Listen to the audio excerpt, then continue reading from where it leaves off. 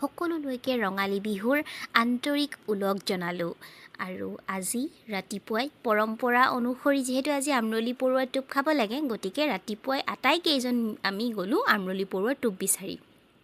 বাৰীতে মস্ত ওখ এজোপা কঁঠালৰ গছত এটা ডাঙৰ আমৰলি পৰুৱাৰ বাঁহ আছিলে দেই। আৰু সেইটো আটাইকেইজন মিলি মেলি ওচৰৰ মামা এজনো আহিলে, আহি আটাইকেইজনে মিলি মেলি আমৰলি পৰুৱাৰ বাঁহটো পাৰিলোঁ আৰু শেষত এইখিনি পালোঁ। আমৰলি পৰুৱাৰ বাঁহ ভঙা কামটো কিন্তু কিছু কষ্টকৰ হয় দেই। ইমান পৰুৱাবোৰে কামোৰে হয়নে বাৰু? আৰু তাৰ পাছতে গ'লোঁ মই মাহ হালধি পিচিবলৈ, কাৰণ পৰম্পৰা অনুসৰি আজি মাহ হালধিৰে গৰুক নোৱা ধোৱাৰ লগতে মানুহেও যিহেতু ধুৱে। আৰু মাহ হালধি পিচিলোঁ। মাহ হালধিৰ লগতে মই অকণমান ইয়াতে কঁঠালৰ মুচিও দিয়ে, আমৰ মলি এনেকৈ কিবা কিবি বস্তু দিয়ে। মই যিখিনি থাউকতে পাইছোঁ তাৰেই মাহ হালধিখন পিচিলোঁ।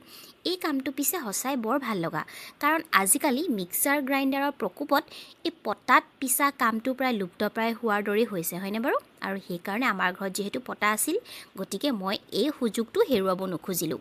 মাহ হালধি পিচিলোঁ। পৰিয়ালৰ সকলোৱে আজি মাহ হালধিৰে গা ধুলোঁ আমি। তাৰ পাছত মই আহিলোঁ পাকঘৰলৈ। বোলো আমৰলি পৰুৱাৰ টোপেৰে সৈতে আজি সুন্দৰকৈ এসাঁজ আটাই খাম। যিহেতু আমৰলি পৰুৱাৰ টোপ ইমান সহজে পোৱা নাযায়, গতিকে বিহু বুলি যেতিয়া ঘৰতে আমি আটাই কষ্ট কৰি পাৰিলোঁ, গতিকে আমৰলি পৰুৱাৰ টোপেৰে সৈতে আজি ভাত সাঁজ সুন্দৰকৈ খাব লাগিব। গৰমৰ দিন যিহেতু আহিছেই, আজি পৰম্পৰা অনুসৰি যিহেতু পঁইতা ভাত খোৱা নিয়ম আছে আমাৰ ফালে, আৰু সেইকাৰণে আগদিনাই পঁইতা ভাত ৰেডি কৰি থৈছিলোঁ। আৰু আজি আমি সুন্দৰকৈ পঁইতা ভাতৰ সৈতে দুপৰীয়াৰ সাঁজটো খাবলৈ বুলি মই সাজু কৰি আছোঁ। আমৰলি পৰুৱাৰ টোপ ভাজিলোঁ, ইফালে আকৌ পৰ্ক অলপ আছিলে তাকো ড্ৰাই ফ্ৰাই কৰা হ'ল, মাছ ফ্ৰাই কৰিলোঁ, আকৌ কেৰেলা খোৱাৰো নিয়ম আছে নহয়, গতিকে কেৰেলাৰ ভাজি অকণো বনালোঁ।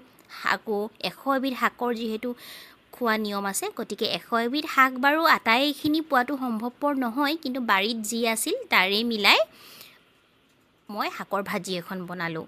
আৰু এনেকৈ আজি পঁইতা ভাত খোৱাৰ এই নিয়মটো পালন কৰিলোঁ। আপোনালোকে বাৰু ভাত পানী খালেনে? আৰু পঁইতা ভাত খাবলৈ সঁচাকৈ বৰ জুতি লগা হয় হয়নে?